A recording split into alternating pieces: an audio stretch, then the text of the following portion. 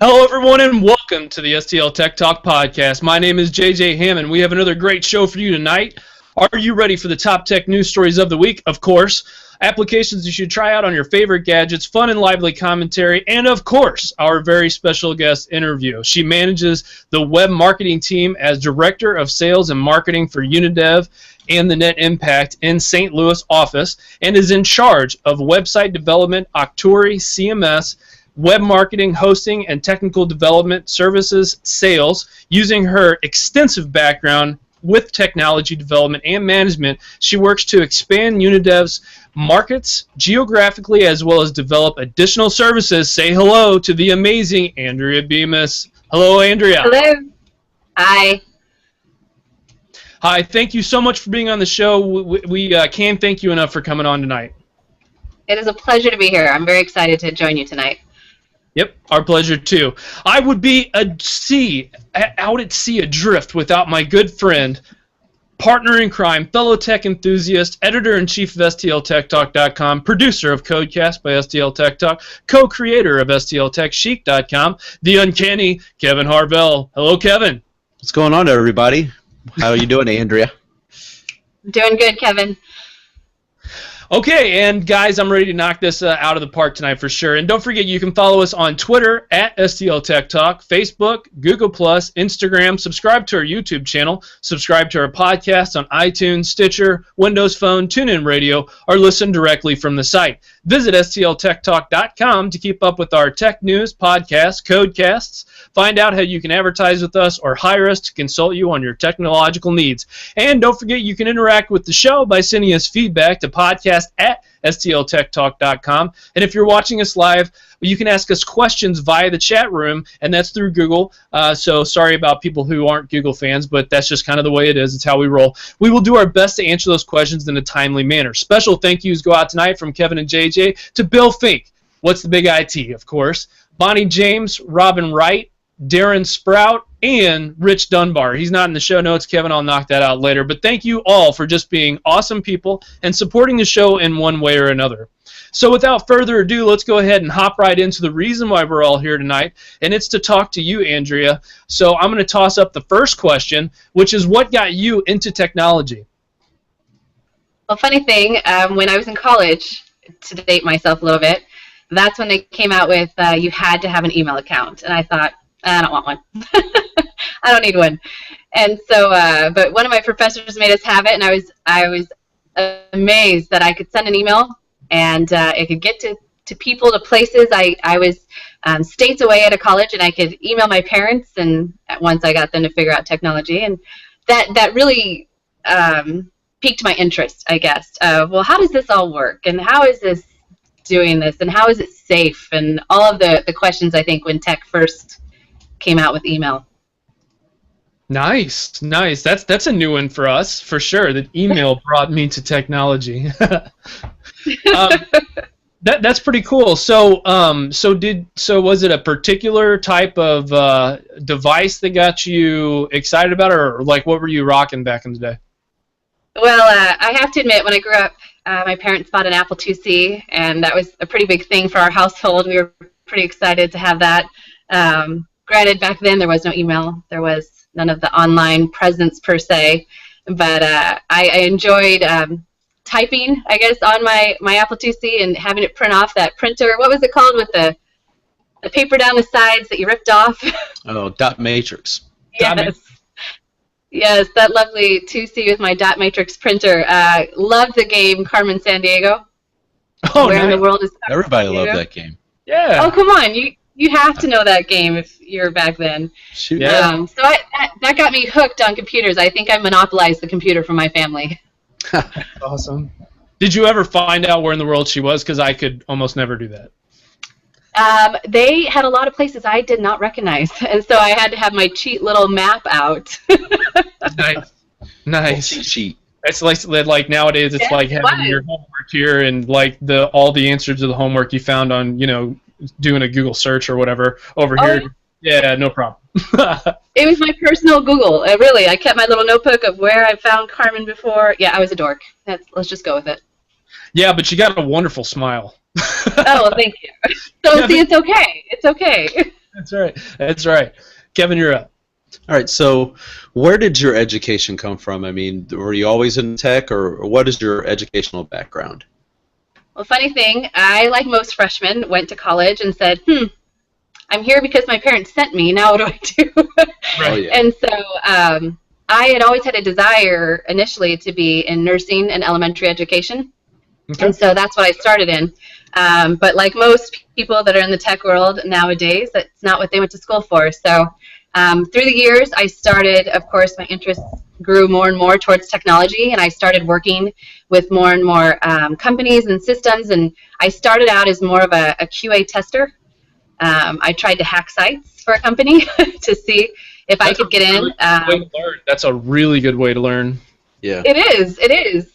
And so, and then that grew into working for Unidev, actually, full-time doing that. I got hired at Unidev, and then kind of went my way through that way. So I don't really have a formal education, but I know that when I go to hire my developers, sometimes I don't look for that either. So I guess it's not a bad thing. Right. Yeah, absolutely. So, in that same vein, how do you think that there's kind of a change that we're seeing in the field of technology being so in such a desperate need of developers, and not as many developers being out there, and maybe some people switching majors who maybe originally went because they either didn't know, or they were wanting to do something in the arts, or they were wanting to do something that just didn't pan out, or whatever the case may be. Do you see this kind of shift, or do you think that there's still kind of like I don't know. I guess that's a whole lot of questions in one. But what do you think? What do you see coming across your desk? Well, I think you see the people that went to school to do development, to do design or front-end development, back-end development. You see the people that went to school. That's great. It's a great experience, and you do learn a lot. But school and workplace are totally different, I think, in what you encounter in the real life, real world of having that job. But not to say that school's bad. I'm not saying don't go to school. But we also see people that started down a path, much like mine, where you start a path doing something else, but then you have an interest, you have a passion for this, and then you change paths. And so recently we've hooked up with the Launch Code program, which is a great program for people that are kind of doing that change career later in their lives. And we've had great success with it. We've hired some people that we used through the program that just loved to do development, and it just wasn't. They just needed someone to give them a chance, and we've had great success with that, and still employ those people that we used with Launch Code. I love that. I'm actually currently in the middle of Launch Code, and I'll be done with it at probably the end of this month.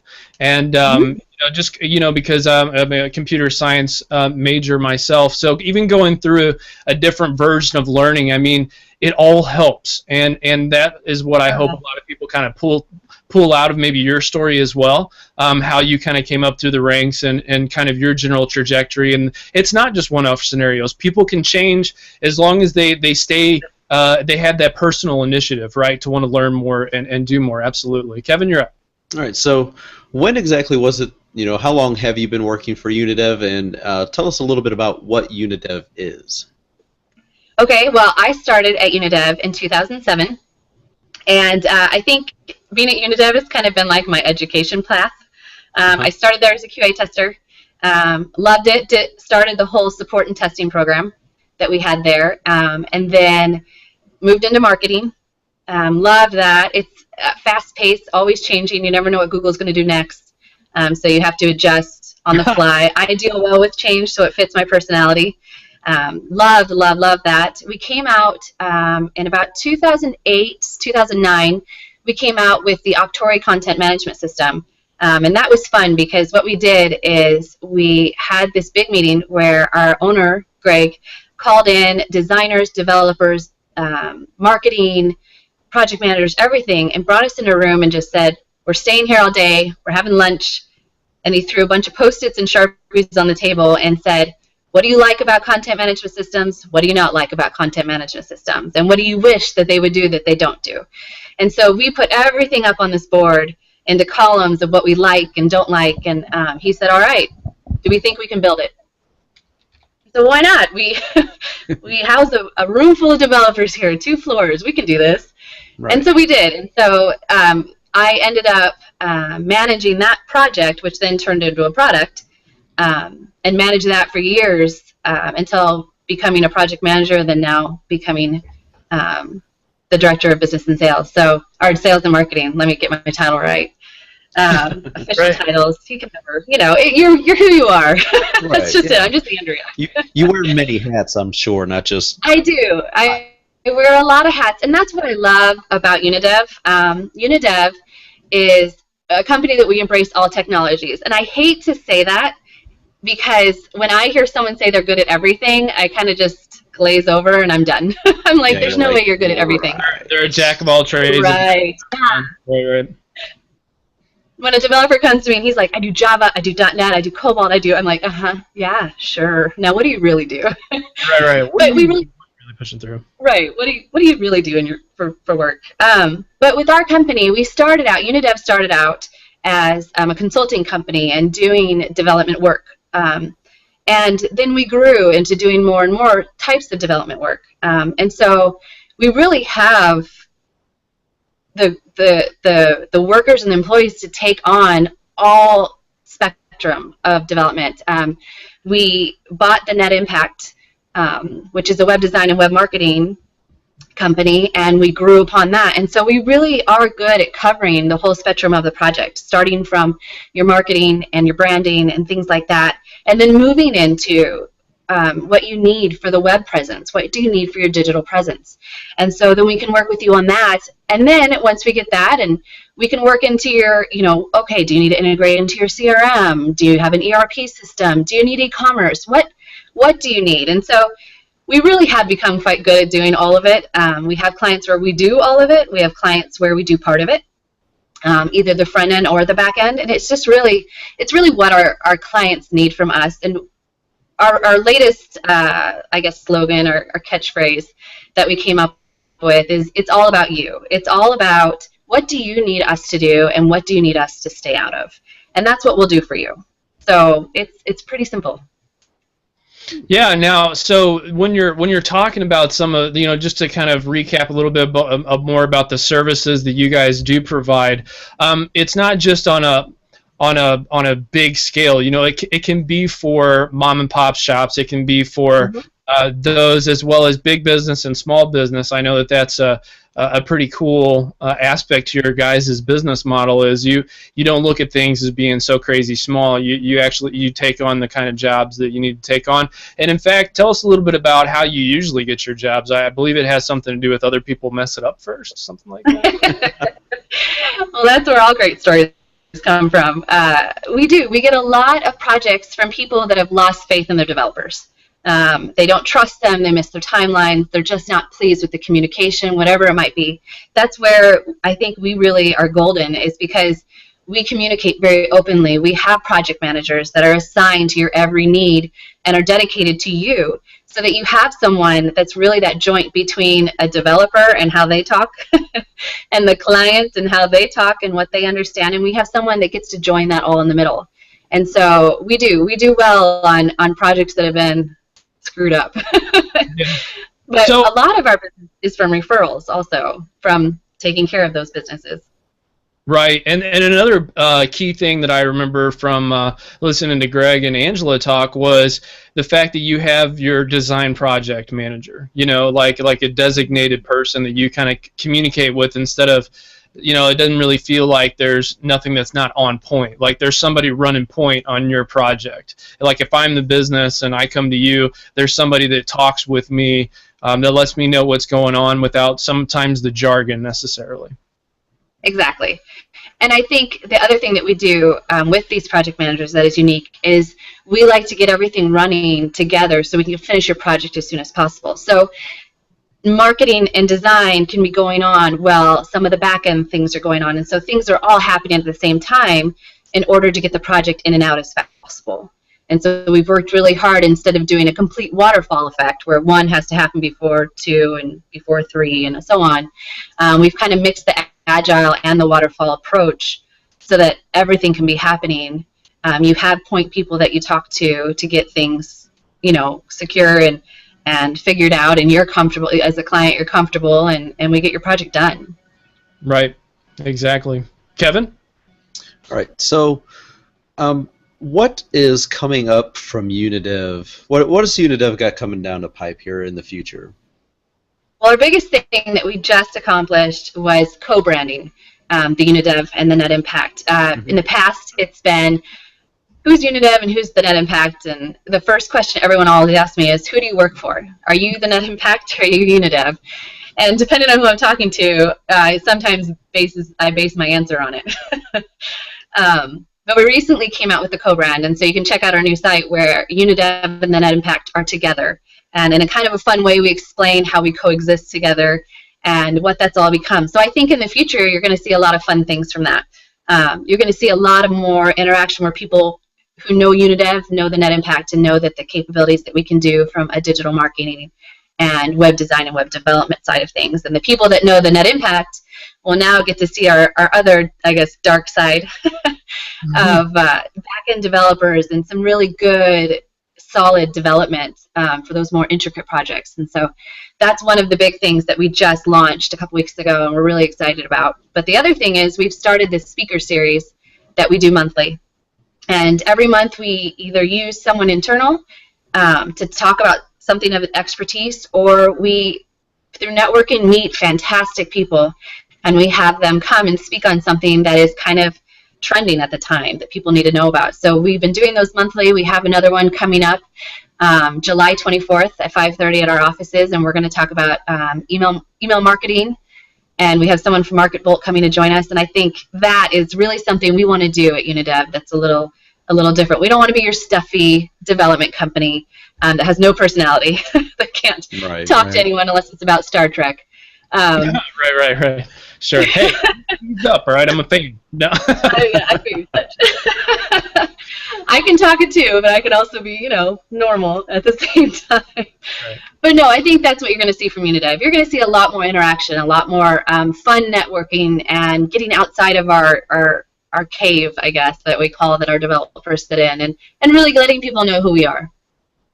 Yeah, I think you guys are doing a really good job, and especially with you know, getting out there and throwing these speaker series events, I think is a good way to find out who in the community is participating. It should be fun. We're excited. Yeah, and how they're doing it.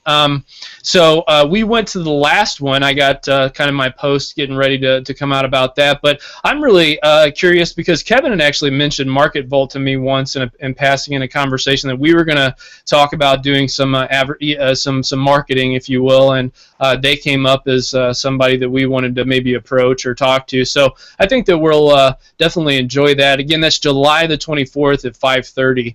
And that's the next speaker series from Unidev. Also, what else would you say, just kind of that you want people to pull away about Unidev that sets you guys apart a little bit? I think the biggest thing about us is that we're really in it to make friends, I guess, friends for life, partners for life. We're not in it just to make the quick sell, make our money and move on, whether you're happy or not. We're really in it to make people happy and to make sure that everyone is satisfied with the results that they get. And that's something I don't think you hear from a development company very often. Yeah, sometimes it's a little too much, you know, artistic style, and they don't actually get anything done, or then they're just too far into the weeds where they're trying to do too much and they're actually not completing the job. But you guys seem like you're a really good blend of that left and right brain, you know, in a company. And I think that works well, and I was impressed when I was there, and that's why we have you on the show, because I was really impressed, and I hope that people that watch this or listen to this hire you guys for future stuff. So where can our audience find more about you and Unidev and what you guys have going on? Well, we have that brand new website, unidev.com. If you go there, you can click. We've kind of narrowed it down. Our whole theme was get back to the basics, make it simple. So at the top left, our right-hand corner, you can see who we are, what we do, how we do it. And you can find more about our team. We made some fun little videos about our teams, about each individual and things like that. So it's a fun website to visit. Our homepage video will make you laugh for sure. So Yeah, it's absolutely hilarious. I mean, it was really, really, really well done. And even we didn't have a chance to do this on tonight's show, but I suggest everybody go to our site first before you go to theirs, just because. And click on the videos that they actually that is of Andrea, because I like yours where you're going through your business cards. That was kind of funny. But then after you're done doing that, we also have the other video of Angela and Paul, I believe, talking about Unidev and kind of just more kind of engaging, and just goes to show how fun and lighthearted, but yet very professional of a company that's different, that could be working for you and your needs. So, Andrea, I can't thank you enough for being on, and we can't thank Unidev enough for letting you come on the show. So with that, if you don't have anything else, you can go ahead and drop off the call. All right. Well, thank you so much for having me here. It's certainly a pleasure to be here. Well, thank you, and we'll definitely look forward to talking to you again in the future. All right. Thanks, guys. All right. All right, Thanks, Andrea. Bye. Bye. Right. Wow, nice. That was the amazing Andrea, right? Yeah. So, I mean, Unidev's not only just here in St. Louis, but they're also out in Las Vegas. So, any of you developers in St. Louis or in the Las Vegas area, hit them up. Hit them up. Maybe you can find catch on as a development position, or if you're looking to help take your business or get a website started, maybe contact them and see what they can do for you. They're a great group of people too. So if you just want to contact them, just don't call them just to talk to somebody. That's not what I want you to do. No, just to call them if you actually have a project and you actually have something in mind. And I think that you'll be really happy with that. Also, they're really great. And I just kind of want to just hit this one more time. They actually hire people from Launch Code. STL, and that was something that I just tweeted out a minute ago. But that's a way to get people into the tech field, to get good paying jobs. Hire local, build local, all that kind of jazz, and support people and that kind of all that. So I really want to make sure that people know that they're a different kind of company, and that they're the kind of company that does hire people that are good in the field, and that have a lot of initiative and show initiative, and want to be passionate about what they do. So we can't thank them enough for being on. What do you say, Kevin? Yeah, just a quick thing about Launch Code. For people that might not be in St. Louis, because we are heard nationwide and worldwide. Around the world! World. Well, Launch Code St. Louis does. It was started by Jim McKelvey, who co-founded Square with Jack Dorsey of Twitter history. Launch Code is a course that even beginners, absolute noobs to developing, they have never coded a thing. They don't know what binary is, anything, any kind of code. They can just walk in and learn that way. So you don't have to be an experienced developer coder to get involved with Launch Code and participate in their program. So it's for people of all experience levels, and again, they'll help place you with companies that are looking for interns, and it could lead to a full-time paying gig. And who doesn't want that? You could work alongside me one day. That would be phenomenal. Right. Fantastic. I almost said fanatical, but whatever. Fanatical. You could be like me. No. So thank you so much for explaining that to our audience as well, because they can learn, abroad. Because this could be somebody's first time listening to us. We're heard in like 35 different countries. So what's up? Yep. So Kevin, why don't you go ahead and get us started with the news rundown, the latest tech news of the week. Boy, I'm excited to talk about this. I'm telling you. Yeah. This one's a pretty good one. There's been some rumblings about Microsoft talking about offering their upcoming version of Windows operating system. It's technically called Threshold right now. You could say it's either Threshold or Windows 9. There is some rumors floating around that the update to Windows 9/Threshold could be free for Windows 7. Free. Easy. For Windows 7 and Windows 8/8.1 users. Now, this is coming from ZDNet's Mary Jo Foley, who's generally a very, very reliable, respected source in Microsoft news. So she's got a lot of good sources, a lot of good contacts, And that's something that she reported over on her column. So if you want, zdnet.com, look it up. And we'll also have a link in the show notes for you to check out. I think it's kind of interesting because that's kind of what Apple is doing with Mac OS X. I can't remember. Mavericks, I believe it is. It's going to be a free upgrade to everybody. So maybe this is another one of the steps of Microsoft's trying to just keep this goodwill ball rolling that they've been on the last few months of really doing things to make consumers happy and give them services to get them ingrained in the Microsoft platforms. I mean, what are your thoughts on that, JJ? Well, so a couple of things. I'm glad you asked because I was like, oh man, he's going to say everything that I want to talk about. No, the biggest thing with it's Yosemite Mavericks and Yosemite and all that just came out. So I want to say I'm happy about this, super stoked. But what do you think that does for Windows 8.1 sales right now? Like people who are on the fence about moving from 7 to 8, if they're like, well, if it's going to be free, why would I buy Windows 8.1 right now? Well, if they're coming from Windows XP, it doesn't hurt to just go to Windows 8, and then you get the free upgrade to Windows 9. So no. I'm just laying it out there. I mean, I get it. No, I get it. I totally get it. But I'm just saying that I would say that, well, there are like, what was it, 400 million computers that still run XP?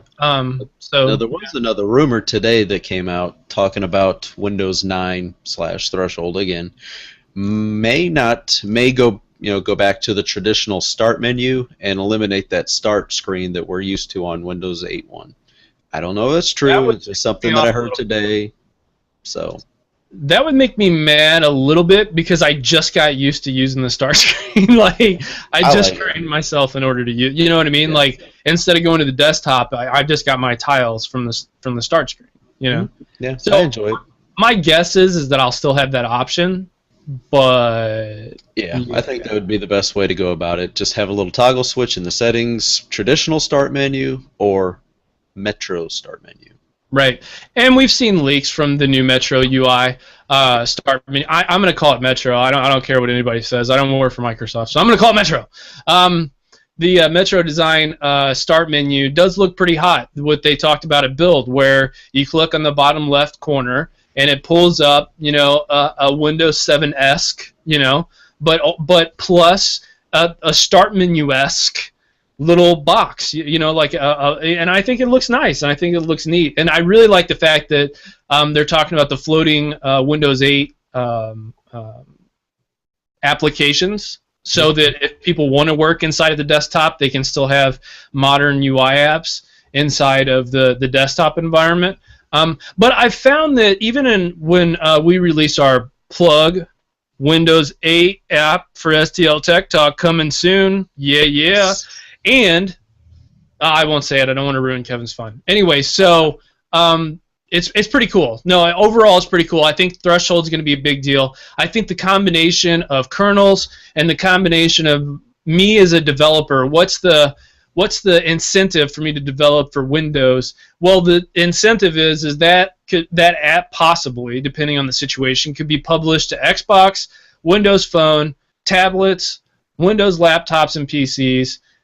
It's and they're on a lot of devices. Yes, pretty soon Google is going to overtake Microsoft in the platform space, as a platform. But Microsoft isn't going anywhere anytime soon. So yes, I still think that there is some wiggle room here for a win, and I do believe that this will bring Windows 7 users over to the Windows 8 or Windows 9 bandwagon. So that's my thoughts on it. I couldn't be happier about it. Rock on. I'm up with the next story. Dun, dun, dun, dun, dun, dun. If I can pull it up here. So I've talked a little bit about this in the past. Smartwatch or smart ring. One of the biggest and coolest new hot commodities, if you will, is going to be the new smart watches.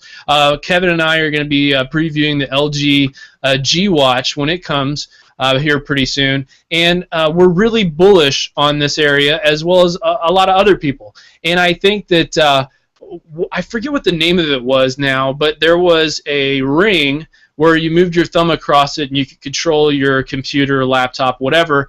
There's now more rings quote unquote. They're smart rings that are coming out on the market, and this is called the Arcus. Arcus? Am I saying that right? Motion Analyzer? Yeah, that's what it looks like. Okay. Well, if you head on over to WP Central, watch this video, or check it out on YouTube. It's ARCUS Motion Analyzer.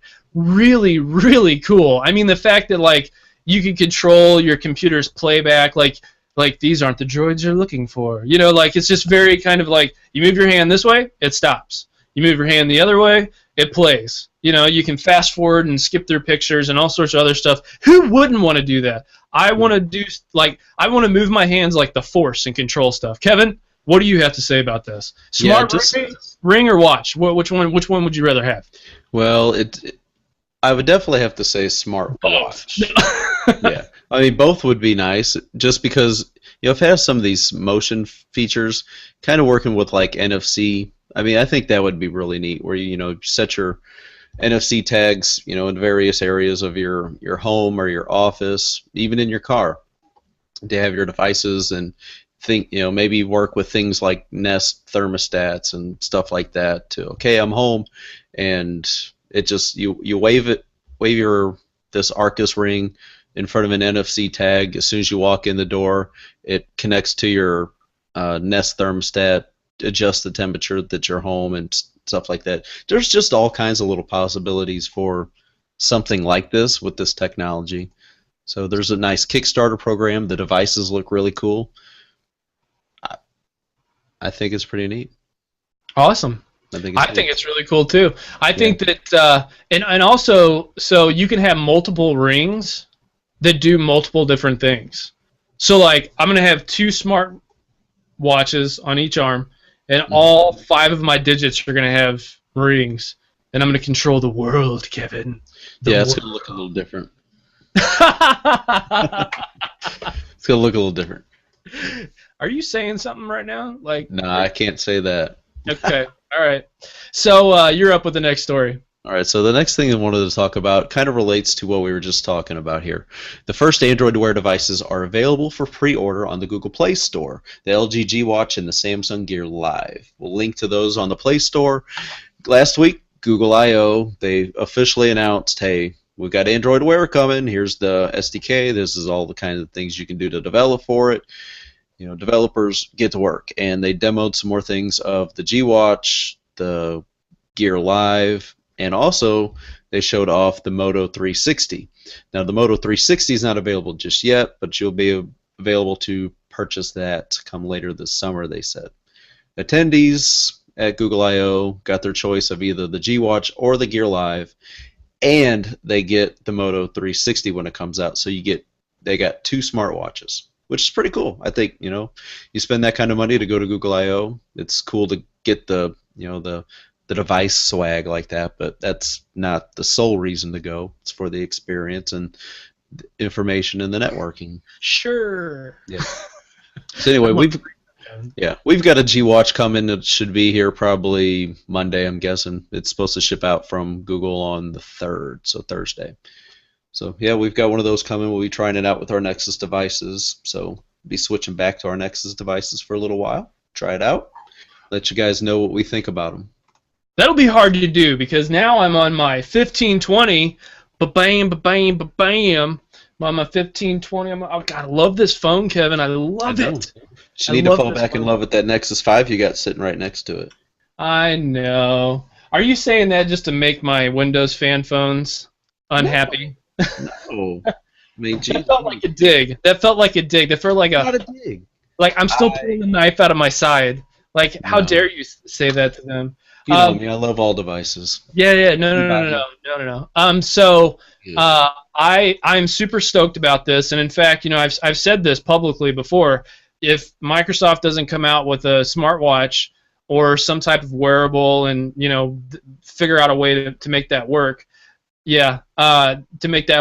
I'm going LG G Watch, and that's just the way it is. You know what I'm saying? Because right now that's okay. I can't hear a word you're saying. That 360 looks very slick. Oh yeah, it looks amazing. Oh gosh, it looks so good. It's so good. So I'm holding out hope because I know that Apple's going to throw something out there, and I know that Windows is going to throw something out there. But the only thing that sticks with me that's not cool is that so far Android Wear, as much as I can tell, unless I want to build my own apps, which is no big deal, whatever, I can do that, is not compatible with Windows devices. You know what I mean? No. Like, it's just compatible with other Android devices. So that's the only drawback for me, but I don't represent the mass population because they all have Samsungs or they have iPhones. iOS. So, you know, Samsung did a pretty good job. I mean, the Live doesn't really look that bad. It really doesn't. The Live looks like a Gear 2 without the camera. And without Tizen. Right? So, yeah, really curious to see that. I'm really curious to see what happens from that. Do you see this as being a thing or what? Because I do. I see it as being a thing.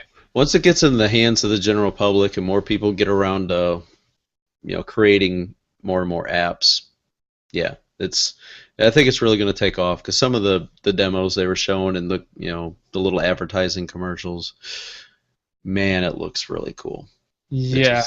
It just looks like it makes things very convenient. I mean, yeah, we've had the Pebbles, we've had the Gear 2s, and there's been other smartwatches that just aren't as familiar. And, people that back the Agent smartwatch that their Kickstarter funded, last May? Yeah. Not May of 2014, May of 2013. I mean, we know some people that helped fund that, and they're still sitting there kind of twiddling their thumbs, wanting to know what's going on. Where's this product? So yeah, it's one of those things where you're just like, oh, it feels to me as like non-smartphones, right? Like the Pebble reminded me of the first Nokias, right? The old Nokias, the ones with the snake on it, and then the Galaxy Gear and some of those. That kind of reminded me of like the first feature phones, right? Mm-hmm. And then now it feels like it's starting to mature into the actual real deal. Yeah. You know what I mean? All right, enough on this because I'm boring myself to tears. Who doesn't want to have the cone of silence? I've always wanted a cone of silence, Kevin, because I say some really stupid crap. Cone of shame. The black phone is coming, shipping to security-conscious consumers. This brought to you by Android Central. So I read this article and I'm kind of rereading it now as I'm looking back at it. But who wouldn't want a device that you don't feel like you sign your soul over to when you accept, maybe applications or whatever the case may be but it's based on privacy. It's based on this idea that you want security, that you don't want to be hacked, that you want to be encrypted, you want to send things encrypted, you want to get information that it's been encrypted. I don't know what kind of lifestyle you live. If you do need all these features, you probably are already on the radar, but this phone, definitely for you. It has I was looking at this, an anonymous VPN. It's just like some crazy stuff. So Kevin, what do you think about the security on an Android phone? Isn't that kind of counterintuitive, or what do you think about this? Looking at this black phone and looking at the specs, they're not like super current specs. It's 4.7-inch display, a quad-core 2 gigahertz processor, gig of RAM, and a 2,000 milliamp hour battery. And it's running a quote-unquote security-orientated Android build called Private OS without the E.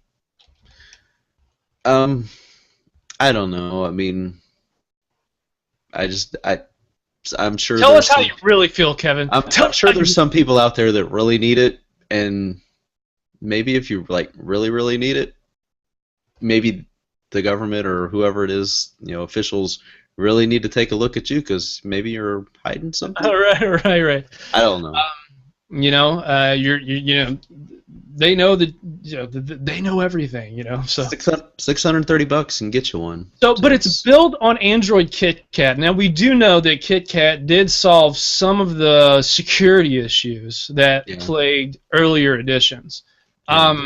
more and more integration with Samsung Knox as well. Right. With Because that was versions of Android. Yeah, that was approved to work with government. Bring your own devices. That the U.S. government did give the thumbs up okay for Knox.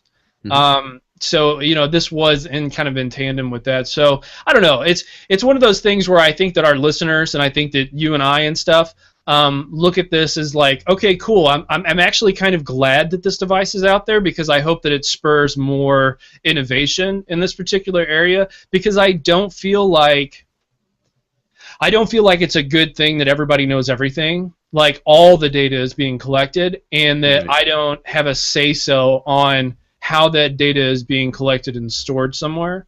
I like this idea of having some sort of boundaries. So that's mine. Kevin, you're up.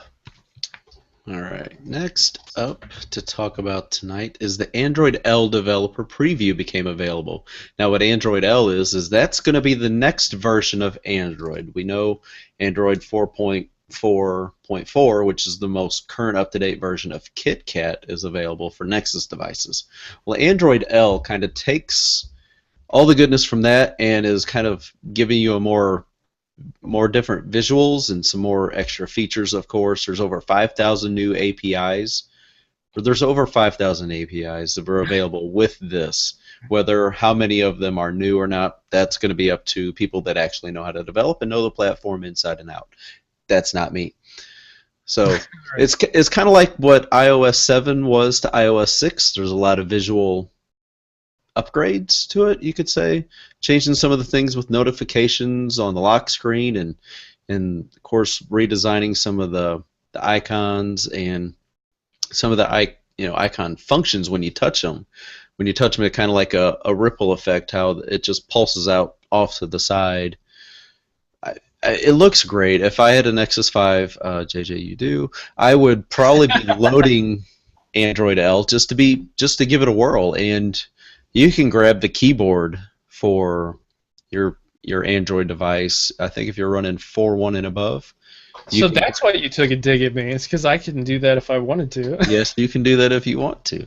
Yeah, so you can. I mean, if you've got a Nexus 5 or a Nexus 7 tablet, you can load this Android L. It's not intended to be used as a daily driver, of course, because the software is not 100% complete. So yes, you are still beta testing, but by being a developer preview, kind of like what Windows Phone has done with 8.1. Right now it's in developer preview.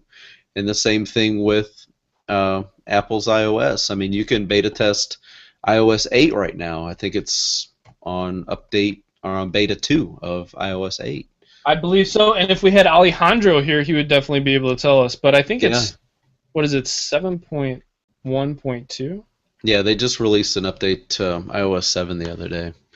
So I want to say that's my story, Kevin, that you just blown for me.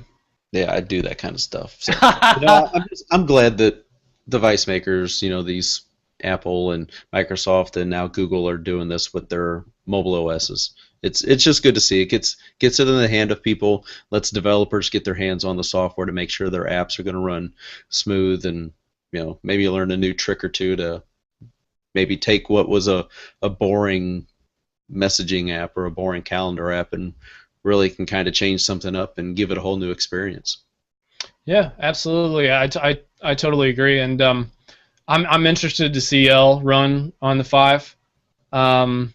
So tomorrow, Thursday? Yeah, right. No, just because I can. I'm not. I'm gonna wait, Kevin. Dude, you know me. Every time I load like pre-software, it goes pretty crazy on me. Yeah. And it just starts doing all sorts of weird stuff. I just turn my Nexus on, and boy, if you want your phone to start, jumping like a chicken on a hot plate, holy cow! It's like it's like the thing's gonna go out inside of it. So my next news story, I'm gonna skip over one. Is T-Mobile was in the news a lot today, and I really wanted to hit on this story. First up is T-Mobile actually announces the new Windows Phone 8.1 Lumia 635. This was talked about during the, I want to say, Mobile World Congress, and it was something that I've kind of been waiting for, to be quite honest. It was really a cool low-end replacement for the 520, which is very popular, and a lot of my relatives have that because they're like, what phone should I get? I don't have any money. And like, get the 520, baby. It'll work just fine. And it does. It works fantastic. Now T-Mobile is on the way. It's scheduled for being online July the 9th, July 5th for Simple Choice prepaid. Okay, I'm not even going to say. So July 9th and July 18th for select Metros PCS stores. Go to their website for more information on that. And you can buy it on the Home Shopping Network. Yeah. Who watches that? I mean, you must be a masochist. Look, No. you can own this thing that was made for like 1 cent for $100. Okay, so anyways, the other news story that kind of caught my eye. Oh, first of all, awesome. I think it's a good replacement. I kind of don't like the fact that it still doesn't have a flash, but whatever. It has a 1 gigahertz. It has a 1 gigabyte processor, if I can actually speak, 4.5-inch display. That's an 854 by 480 resolution, a Snapdragon 400 quad-core processor with a 5-megapixel rear camera, and it also has 8 gigabytes of internal storage. And still 512 mega RAM. 5 megabytes of RAM. Yeah, wow, I didn't know that. Really? And it's also the first Windows Phone in the United States to launch with Windows Phone 8.1. So. Yes. Thank you for taking care of my own story. So the other one, and you can comment on the next one. Both of these, I don't care, whatever. Is the FTC claims that T-Mobile charged customers millions for bogus SMS subscription fees.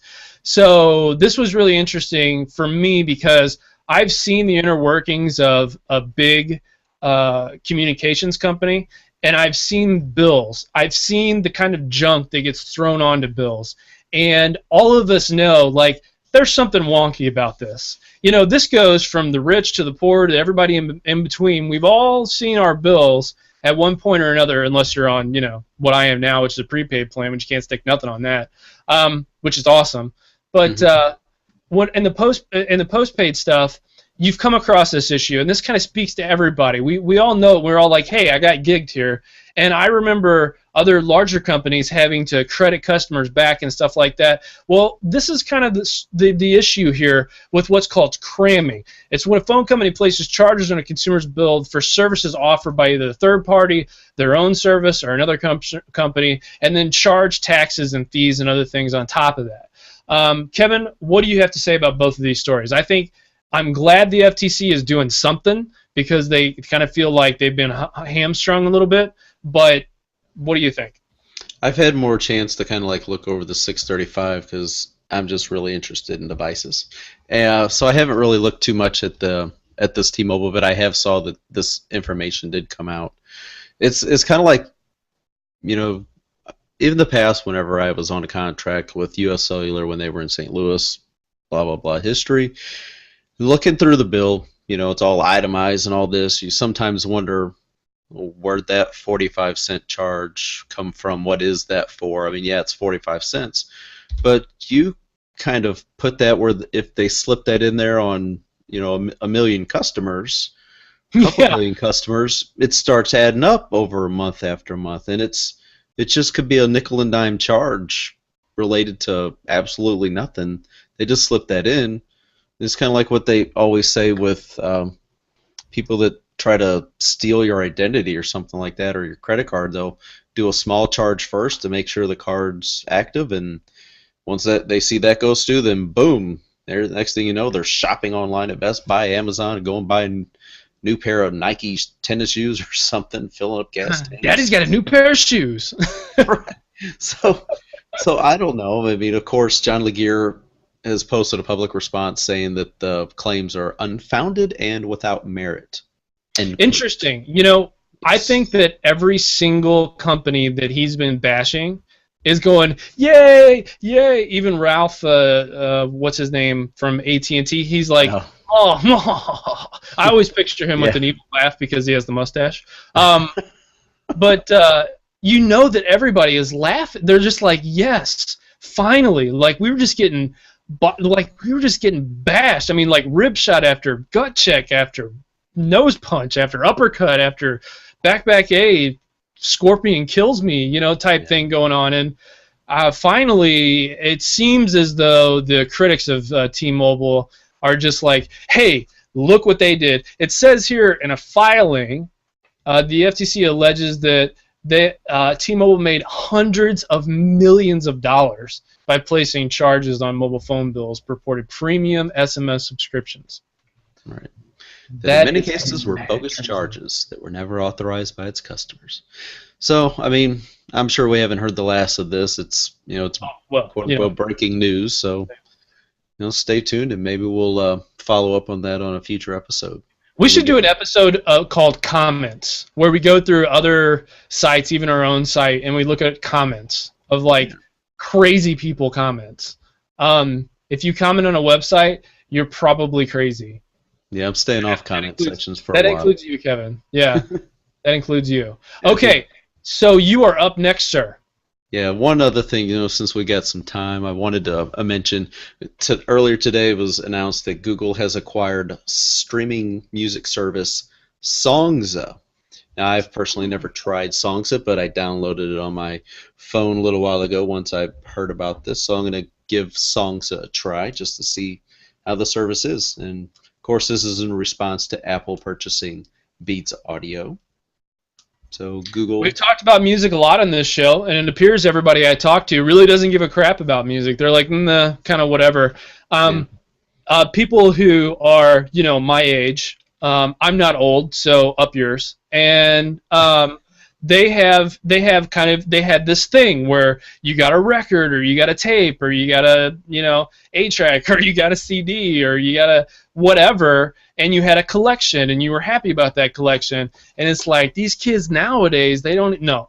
It's just one of those things where you're either in the crowd where you give a crap about this and the crowd who doesn't give a crap about this. And I think the more and more we go into the future, and the more and more entertainment becomes more of a commodity and less of like a want. Like, there's a lot of people who grow up in households now that don't even have the TV. Like, they don't have cable, or they don't have dish or satellite or whatever, DirecTV. So they're growing up without these TV experiences. They're growing up without building a collection of Blu-rays, or building a collection, even games, right? Because games now come in digital form. You don't even need to go out and buy games. So like I said, you either fall into a camp of I don't care, or I do care, and they're killing the music industry, and everything I listen to sounds like junk. You know what I mean? Or I'm paying too much to lease music that I'll never actually own. So I think that's one of those situations. My next and last news story is the Apple releases iOS 7.1.2 with iBeacon, mail attachment encryption fixes, and some other things. Also, iTunes University will offer more classes for free. This kind of hits home for me. Also, happy 7th birthday recently to the iPhone. And you can check out other cool history things on STLTechTalk.com underneath our calendar section. Yeah, on the left-hand side of the screen.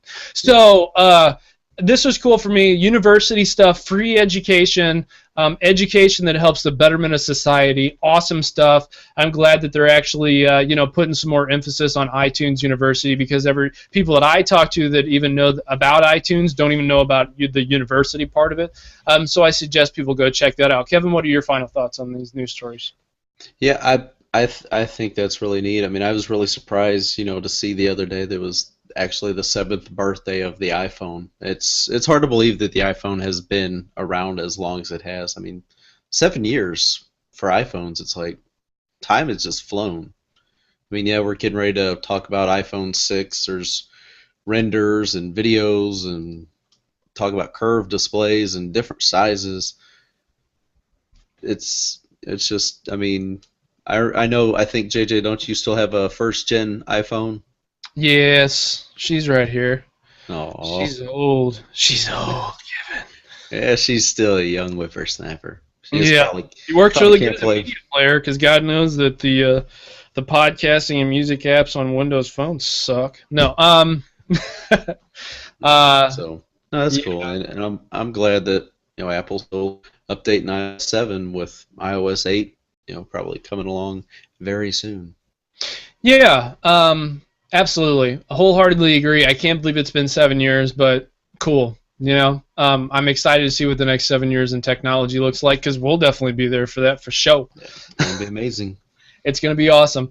So if you like that or other news stories, please contact us at STLTechTalk at STLTechTalk.com or email us podcast@STLTechTalk.com so you can contribute to more news stories. Also, visit our site, STLTechTalk.com, where you can check out our podcast, Codecast, all of our content, our new writers. Also, you can check out, we partnered up. They don't work for us and we don't work for them and vice versa, but Dangerously Smart. They're a podcast about gaming and pop culture stuff and comics. Go check them out. They are underneath our games tab on our site, www.stltechtalk.com/games.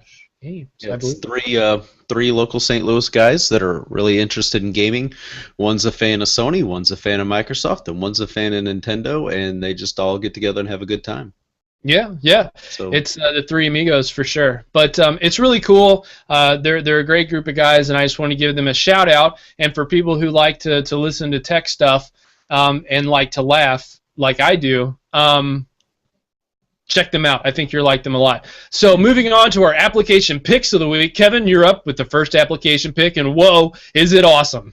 I know. You kind of almost wanted to spoil a little bit, but you saved it, and I do appreciate that. Because you dug at me the whole episode, I still didn't give it away, but go ahead. Little digs. Okay, so many of you already know that we've got Windows phones. We talk a little bit about Microsoft on here, and of course Android and iOS, but we've had a official STL Tech Talk app available on Windows Phone devices for some time now. We haven't really promoted it as much, really, because we knew it needed some work to be done. Well, that work has begun, and that work has been done. We've added a whole bunch of new features. Our developer, Andy Long, you've heard of us talking about him a lot. He's been on a couple episodes. A real great developer, has over 40 applications in the Windows Phone store. Totally redesigned our Windows Phone app from the ground up. You can watch podcasts, you can listen to podcasts right from the app. You don't have to click on it and it opens another app. It's just all right there within the app. Take a look at it. It's a completely redesigned user interface, visual design, everything. It's available for free, so no cost to you. Make sure if you do download it, please leave a review, rate it, let us know, email, contact Andy, contact us, let us know things you would like to see improved on it. We want to make it the best app possible because we use it, we want you to use it, and we want everybody to enjoy using it that downloads it. So just let us know. We should totally tell him to put a donate thing like in the settings somewhere so that if people want to donate, they can. That would be hot. Yeah. I'm sure Andy would appreciate it. I mean, spends a lot of time. He goes, JJ, your job is just to build my ego. And I was like, sir, that's a job I can do. Yeah. No, he's one heck of a guy, and we can't thank him enough for helping. Hey, we all helped on it, even me a little bit, not much, but just a little bit. And Alejandro Ramirez and Andy, we thank you a lot and for that. So STL Tech Talk app, it's in the store for Windows Phone. Download it now, right this second, and everybody that you know, tell them to download it. Even if they don't use it, download it. Just download it. So what app do you want to talk about tonight? JJ wants to talk about Silver. I refer to myself in third person sometimes, and if you don't like it, you can eat it. Silver Reader for Windows Phone 8 and the browser is something I wanted to talk about, and I'm totally stealing this from James McKee, our brother from another mother who works, who is a part of us on the St. Louis Windows Phone Meetup group. He recommended this app, and I liked it. So much so that I went ahead and got it. So what this is, it replaces the RSS, essentially the RSS reader that we all lost when Google got rid of theirs. So I want to go to their website, Silver Reader, and check this out here. What's really cool about this, and again, I understand that people are like, yeah, you talk about Windows Phone too much. I don't care. They went natively they natively did Windows Phone Store and Android before even going to Apple. So how crazy is that, right? I mean, that's a bet. You know, that's a bet that they made, and they did. And I was really happy that they did. So this is really cool. Go support them, and make them pull our RSS feeds too, because we want more attention as well. So we'll see if we can reach out to the developers. If you want to see them on the show, email them, tweet at them, tell them, hey, we want to see you on STL Tech Talk podcast. That would be awesome. More about you. And in fact, if you're a developer on iOS and Android, or if you're a developer just in general, and you want to see somebody on our show, or if you want to be on the show, hit us up at STLTechTalk at STLTechTalk.com. What's that? I said we'll squeeze you in. We'll squeeze you in, definitely. There's also something that I wanted, Silver Reader. I just want to say this real fast before we get off the line. There was something else. Fast? There was cool, yeah. So where was it at? Optimize Steve. Okay, so what's really cool about it is it's not like a web browser or whatever. It's like it's native code. I just wanted to reiterate that they did the native code. I really think that it's cool when companies and developers do native stuff and not just mobile versions of stuff. You know what I mean? Like I want to see native application, iOS, Android, Windows Phone. I want to see native stuff. So they did that. Really cool. Go check them out. Install it. Whatever. I'm done with my little rant. Announcements. Do we have any announcements this week, Kevin? No, we're working on Android and iOS apps as well. So we're going to have native apps to all platforms as well. We are indeedy. Yes, indeedy. Actually, hold on. I know that there's something coming up. Hold on. STLTechTalk.com. Rich Dunbar next week. Yes, possibility that we'll have Rich Dunbar on next week. He was a huge guest for us last year around this time, and is just as big of a guest this around of time. There's a man, I want to say there was something else. There's a Arch. Oh yeah, that's it. On July the 6th, there is a Arch Hack Something. I know that sounds funny, but it's true. Where there's going to be a group that's going to get together. If you want to check more out about them, www.archreactor.org. It's on July 6th from 7 to 10 p.m. So go and check them out if you're into hacking or into computer programming. Go check that out. That's here in St. Louis. Kevin, I think we did a phenomenal job this episode. What do you think? Yeah, I hope everybody enjoyed it. I know I enjoyed bringing it to you guys. Bringing it. Again, thank you all for everything that you do for us. Thank you again, Andrea, for being on the show. We can't thank you enough. Also, thank you to all of our fans. We love you, and thank you for your support of the show. So from the entire STL Tech Talk crew, stay frosty. We're out.